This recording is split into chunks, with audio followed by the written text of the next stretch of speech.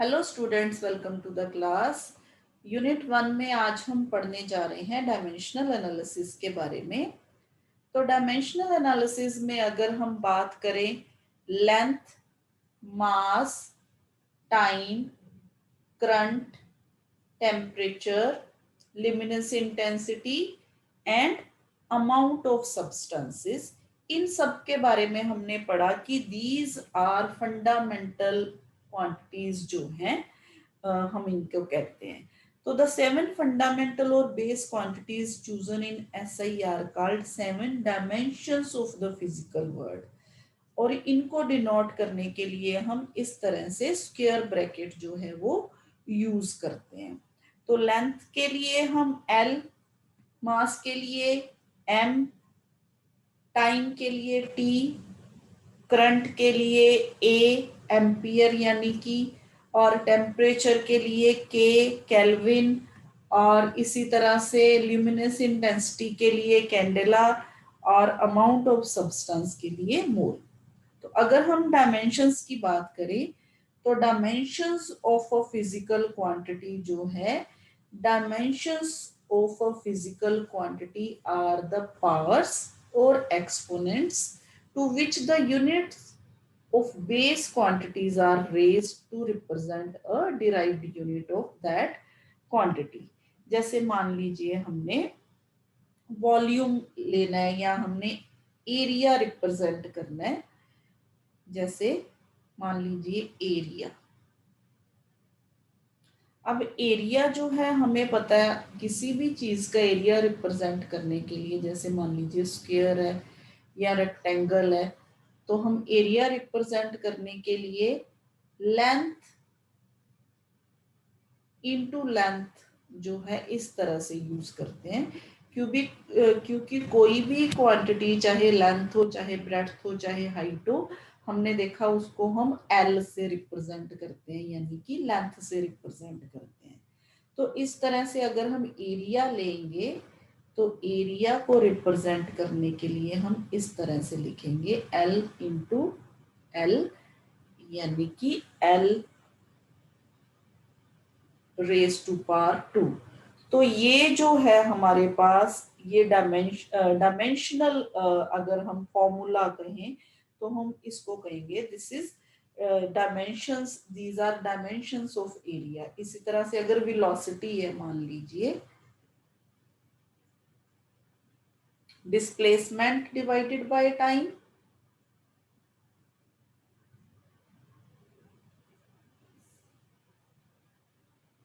अब डिस्प्लेसमेंट के लिए अगेन हमने एल ही यूज करना है और टाइम के लिए टी। तो वेलोसिटी को हम इस तरह से लिखेंगे L raise to power 1 T raise to power -1। तो यहाँ पे मास है नहीं, हम इसको इस तरह से रिप्रेजेंट करेंगे m0 l1 t-1। इसी तरह से अगर आप लेंथ को इस तरह से रिप्रेजेंट करो, एरिया को m0 l2 t0, क्योंकि यहाँ में t नहीं है। तो बेसिकली हम तीन जो फंडामेंटल क्वांटिटीज है, मास, लेंथ और टाइम, इन तीनों को हम जो यूज करते हैं इस वे से कि m raise to power a, l raise to power b और t raise to power c। किसी भी जो डिराइव्ड यूनिट है, कोई भी डिराइव्ड क्वांटिटी है, उसको रिप्रेजेंट करने के लिए in terms of fundamental quantities हम इस तरह से रिप्रेजेंट करते हैं किसी भी क्वांटिटी को। तो ये तो हो गया मेथड। अब इसी तरह से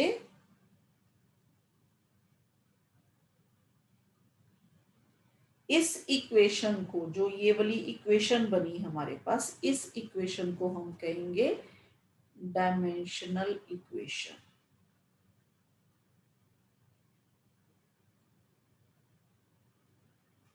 जैसे हमने वेलोसिटी के लिए डायमेंशनल इक्वेशन बनाई, वो बनी m0 L1 T-1, एरिया के लिए बनाई M0 L2 T0। इसी तरह से अगर आप वॉल्यूम लो तो M0 L3 T0। तो इसी तरह से हम बनाते जाएंगे। तो ये डायमेंशनल इक्वेशंस कहलाती हैं किसी भी जो फिजिकल क्वांटिटी की। तो इस तरह से डायमेंशनल फॉर्मूला और डायमेंशनल इक्वेशंस हम किसी भी फिजिकल क्वांटिटी के लिए जो है वो हम फॉर्म कर सकते हैं। जैसे अब वेलोसिटी के बाद अब मान लीजिए हमारे पास एक्सेलरेशन आ गया। Now acceleration is change in velocity divided by time. तो वेलोसिटी का जो डायमेंशनल फॉर्मूला है हमें पता है L1 T-1 divided by T। तो यहां से हमारे पास आ गया M0 L1 T-2।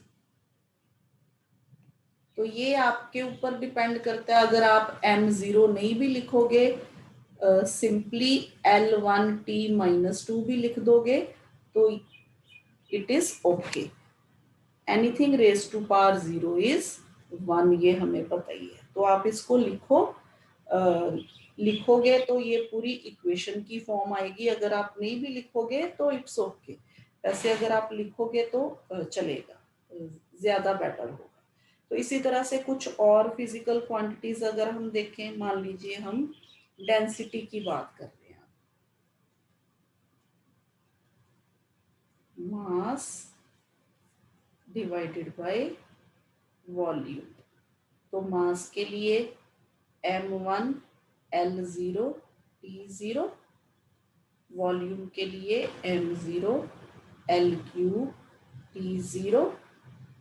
तो हमारे पास डेंसिटी के लिए जो इक्वेशन बनी वो बनी M1 L-3 T0। तो इसी इक्वेशन से अब हम SI यूनिट जो है वो फॉर्म करेंगे। जैसे मान लीजिए यहाँ मास है तो मास के लिए किलोग्राम, यहाँ लेंथ है, लेंथ के लिए मीटर और इसकी क्यूब। तो सिंपली हम SI यूनिट भी अगर हम डायमेंशनल इक्वेशन की हेल्प लें तो हम डायमेंशनल इक्वेशन की हेल्प से SI यूनिट भी बड़ी अच्छी तरह से जो है वो बना सकते हैं। जैसे वेलोसिटी के लिए अब देखिए, वेलोसिटी के लिए L के लिए मीटर, T सेकेंड, मीटर पर सेकेंड। इसी तरह एरिया के लिए मीटर स्क्वायर, इसके लिए ये जीरो और ये लेंथ के लिए मीटर क्यूब। तो इस तरह से हम जो यूनिट्स हैं इस तरह से हम किसी भी क्वांटिटी का लिख सकते हैं। जैसे एक और देख लेते हैं, फोर्स। फोर्स देखिए, force is mass into acceleration. तो मास के लिए m, एक्सेलरेशन के लिए L-2। तो इसका फॉर्मूला बन गया ML-T-2। ठीक है। अब अगर हम यूनिट्स की बात करें तो फोर्स के जो यूनिट है वो होते हैं न्यूटन। ठीक है। और न्यूटन कहाँ से आए? न्यूटन आए मास के लिए किलोग्राम और एक्सेलरेशन के लिए मीटर पर सेकंड स्क्वायर। तो ये हो गए हमारे पास न्यूटन। इसी तरह से और हम डिस्कस कर लेते हैं। मान लीजिए इम्पल्स।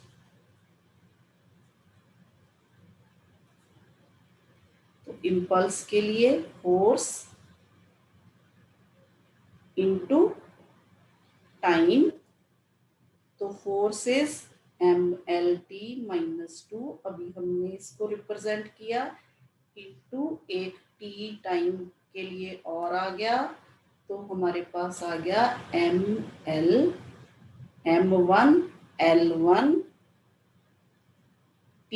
अब देखिए यहाँ पे T, यहाँ पे -2, यहाँ पे +1, तो यहाँ पे T जो है वो आ जाएगा -1। और भी देख लीजिए, pressure, force per unit area. तो फोर्स के लिए MLT-2 अगेन, एरिया के लिए L²। तो यहाँ पे हमारे पास प्रेशर के लिए M1L-1T-2। तो ये सारे इस तरह से हम बहुत सारे जो हैं फिजिकल क्वांटिटीज जो हैं उनके लिए डायमेंशनल इक्वेशंस जो है वो लिख सकते हैं। अब हम देखेंगे कि इन डायमेंशनल इक्वेशंस का या डायमेंशनल फॉर्मूला का जो है इम्पोर्टेंस क्या है, यूज क्या है, क्यों हम इनको यूज करते हैं। तो सबसे पहले टाइप्स देखते हैं। सबसे पहले आता है dimensional constants.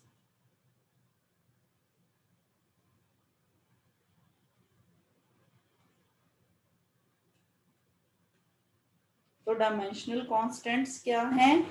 These are the quantities whose values are constant and they possess dimensions। जैसे मान लीजिए velocity of light in vacuum है, velocity of light in vacuum, हमें पता है velocity of light in vacuum, इसके लिए फिक्स्ड वैल्यू है 3×10⁸ मीटर पर सेकेंड। लेकिन इसके साथ देखिए यूनिट्स भी है ना। तो इस तरह की फिजिकल क्वांटिटीज, इस तरह की डायमेंशनल जो क्वांटिटीज जिनकी वैल्यू तो कांस्टेंट रहती हैं पर इनके डायमेंशन होते हैं, ये डायमेंशन है इसका। तो इसको, इसके लिए वेलोसिटी के लिए हमने डायमेंशंस भी लिखा M0 L1 T-1। तो ऐसी फिजिकल क्वांटिटीज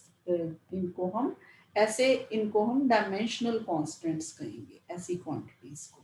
इसी तरह से डायमेंशनल वेरिएबल्स,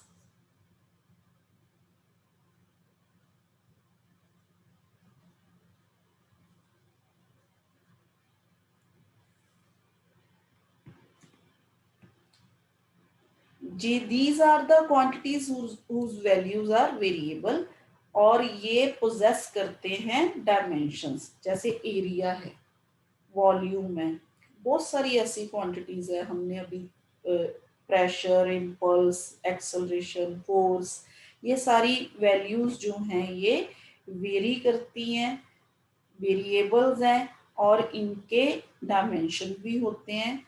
तो ये सारी एग्जांपल्स हैं डायमेंशनल वेरिएबल की।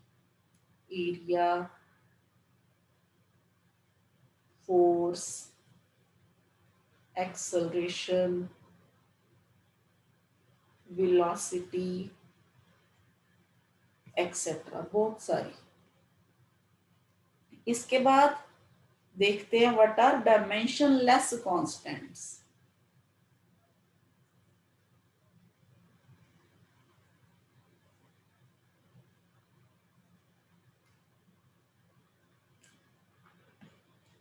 जैसे हमें पता है पाई या 1 2 3 4, ये सारी वैल्यूज जो हैं, these are the quantities whose values are constant, values constant है but they do not possess dimension. कभी आपने पाई के साथ मीटर, टाइम, सेकंड या कुछ ऐसा देखा लगा के? नहीं ना।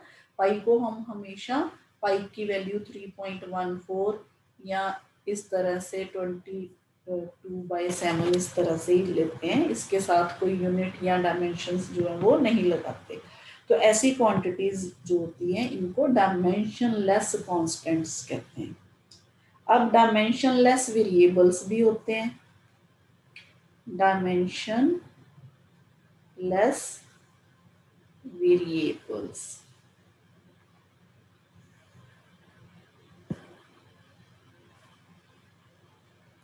जैसे एंगल, इसी तरह से strain, strain, length over length, जैसे लेंथ ओवर लेंथ कोई डायमेंशन नहीं है स्ट्रेन के लिए। इसी तरह से स्पेसिफिक ग्रेविटी, ऐसी क्वांटिटीज जो होती हैं whose values are variable, values जो है वो वेरी करती हैं लेकिन वो उनका डायमेंशंस नहीं होते, ऐसी क्वांटिटीज को हम क्या कहते हैं, डायमेंशनलेस वेरिएबल्स। तो अब हम देखेंगे what are the uses of dimensional equations.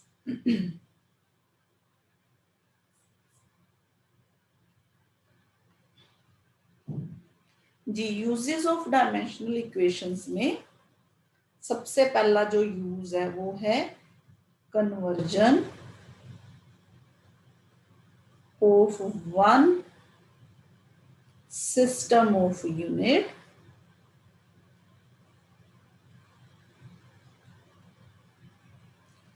into another। इसके बाद checking the correctness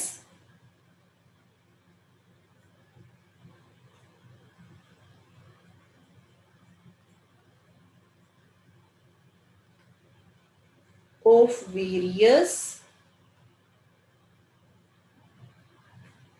physical equations या फॉर्मूले।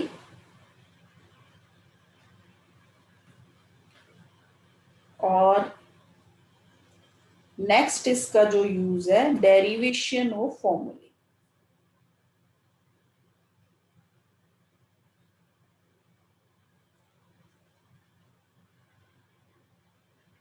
इसकी हेल्प से हम कोई भी फॉर्मूला जो है वो डिराइव कर सकते हैं। तो सबसे पहले हम इसमें देखते हैं कन्वर्जन का केस।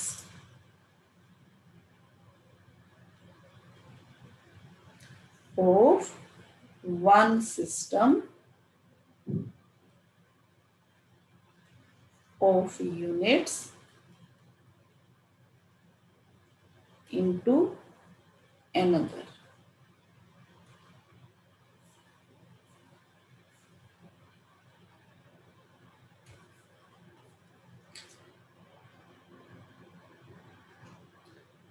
ये हमने पढ़ा हुआ है कि किसी भी फिजिकल क्वांटिटी को जब हम लिखते हैं तो फिजिकल क्वांटिटी को लिखने के लिए जब हम मैग्नीट्यूड ऑफ फिजिकल क्वांटिटी अगर हम कन्वर्ट कर दें तो वो सेम रहती है। हमने पढ़ा हुआ है कि n1u1 is equal to n2u2।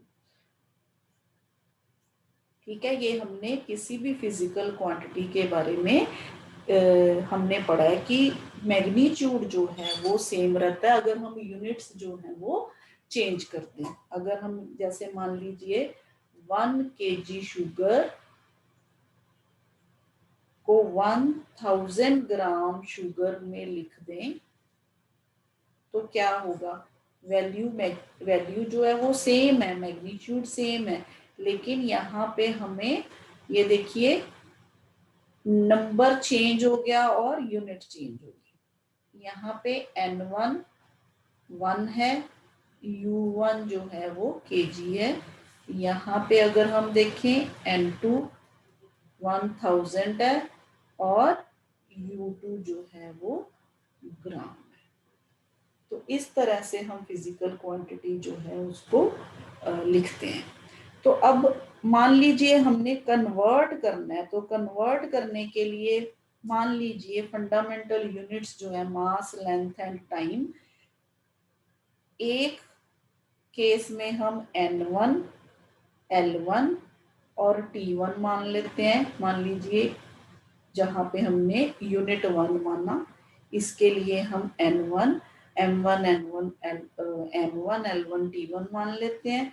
इसी तरह से दूसरे सिस्टम के लिए जो हमने मान लीजिए u2 माना, उसके लिए हम m2 l2 और t2 मान लेते हैं। ठीक है, तो अब u1 को लिखने का जो तरीका होगा वो ये होगा m1a l1b t1c। इसी तरह से u2 को लिखने का तरीका ये होगा M2A, L2B और T2C। तो अब हम अगर मान लीजिए N1 और U1 हमें पता है, किसी फिजिकल क्वांटिटी को दूसरे यूनिट में चेंज करना है, तो मान लीजिए हमें N2 नहीं पता, तो N2 फाइंड आउट करने के लिए अगर हम इस इक्वेशन से, ये वाली इक्वेशन से अगर हम मान लीजिए N2 फाइंड आउट करना है, तो N1 U1 divided by U2 इस तरह से फाइंड आउट करेंगे। तो अब इसको इस फॉर्म में कैसे लिखेंगे? N2 is equal to N1 M1A L1B T1C divided by M2A L2B T2C।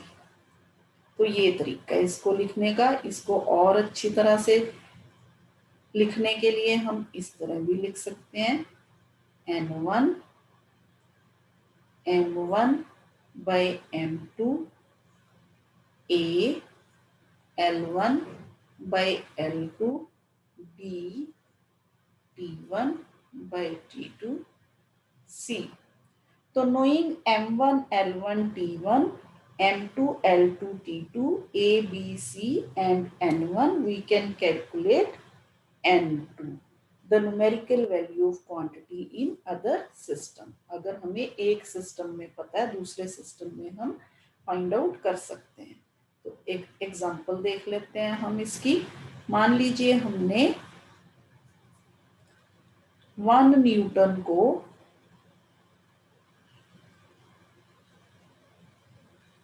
Convert करना है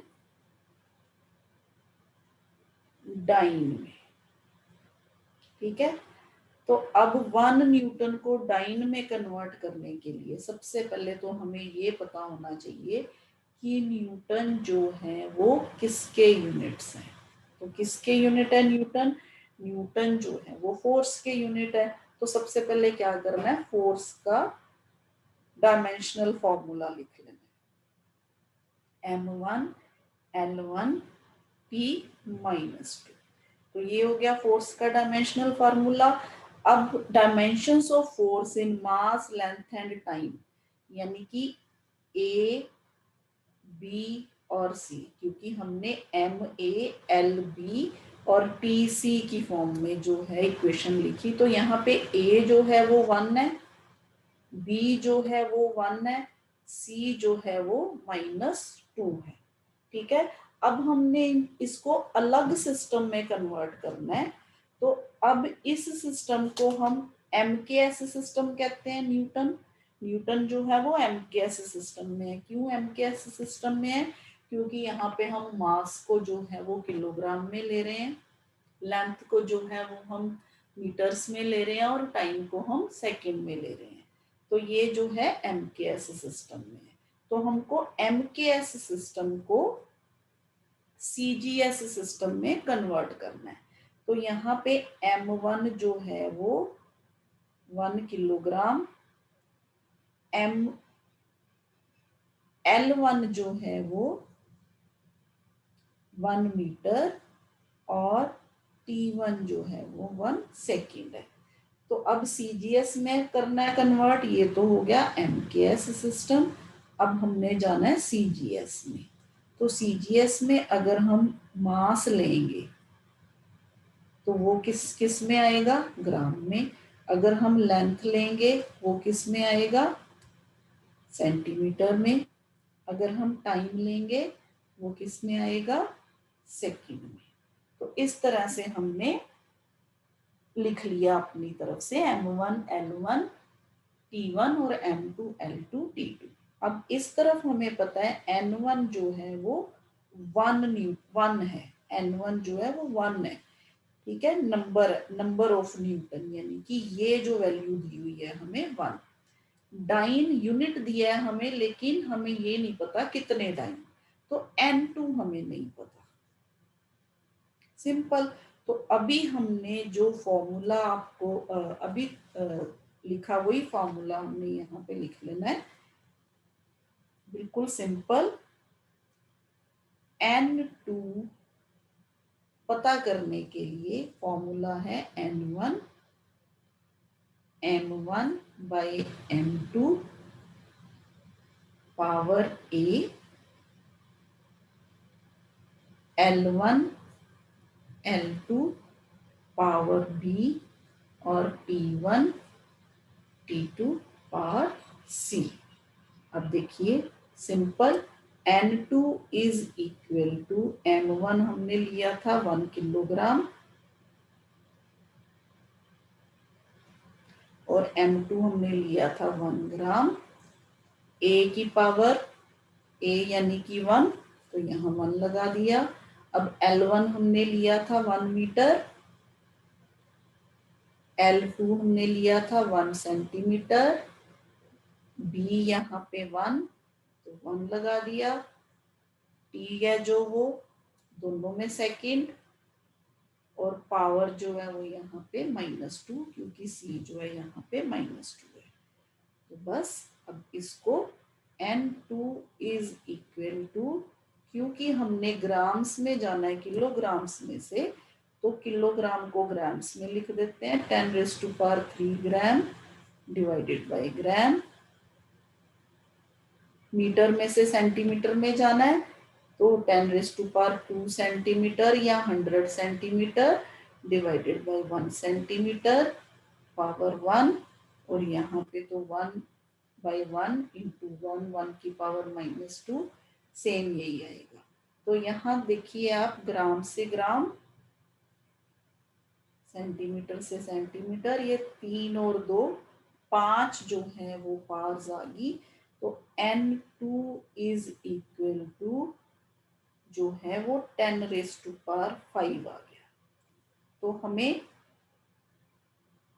N2 10⁵ आ गया, यानी कि हमें ये N2 की वैल्यू मिल गई 10⁵। तो हमने 1 न्यूटन को जब डाइन में कन्वर्ट किया, 1 न्यूटन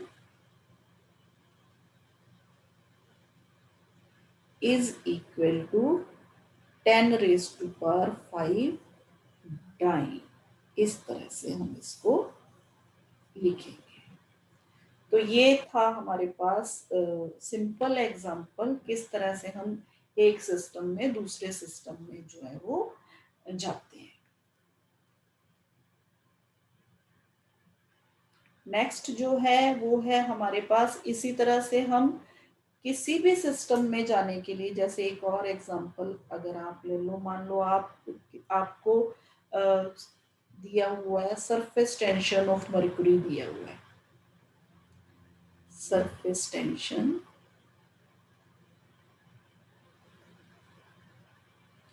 ऑफ मर्क्यूरी 540 डाइन पर सेंटीमीटर। ठीक है, अब इसकी वैल्यू हमने निकालनी है, इट्स वैल्यू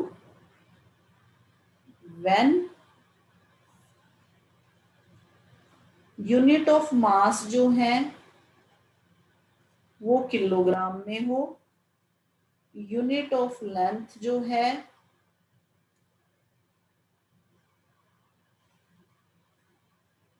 वो मीटर में हो, और टाइम जो है ना वो सेकंड की बजाय मिनट में हो। देखिए कितना सिंपल है ये भी। अब देखिए N1 हमें पता है, यहाँ पे N1 हमें दिया हुआ है 540, M1 हमें दिया है, जो दिया हुआ है उसको हम यूनिट 1 में मान लेंगे। ठीक है, 1 ग्राम। लेंथ दी हुई है हमें डाइन में है, सेंटीमीटर में है, तो ये CGS सिस्टम है, CGS सिस्टम है। ठीक है, तो इसके लिए मास ग्राम में, लेंथ जो है वो सेंटीमीटर में, और टाइम जो है वो सेकंड में। अब आप आ जाइए दूसरे सिस्टम में। दूसरे सिस्टम में N2 जो है वो हमें नहीं पता, M2 जो है वो हमें पता है किस में है, किलोग्राम में।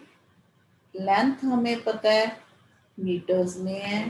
टाइम हमें पता है किस में है, 1 मिनट। तो 1 मिनट यानी कि 60 सेकेंड। तो बस अब हमें सरफेस टेंशन जो है, सरफेस टेंशन का जो फॉर्मूला है, देखिए यहाँ से क्लियर हो रहा है, फोर्स पर यूनिट लेंथ। तो फोर्स पर यूनिट लेंथ यानी कि MLT-2/L। तो इसका डायमेंशनल फॉर्मूला जो हो गया वो M1L0T-2। बस अब हमने अपना फॉर्मूला लगा देना है। N2 is equal to N1, M1/M2, 1, L1/L2 0, T1/T2 -2। तो बस अब वैल्यूज पुट कर देते हैं। 540 N1, 1 ग्राम बाय 1 किलोग्राम। ये 0 हो गया तो ये वैल्यू जो है वो 1 के बराबर आ गई।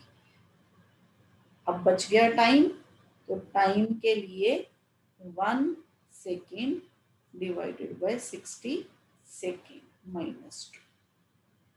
तो इसको हम लिखने के लिए, अब देखिए हमने डाइन में से किलोग्राम में जाना है, तो हम क्या करेंगे, ग्राम को किलोग्राम में कन्वर्ट कर देंगे। ठीक है, तो यहाँ पे हमारे पास आ जाएगा 540, यहाँ पे आ जाएगा 10⁻³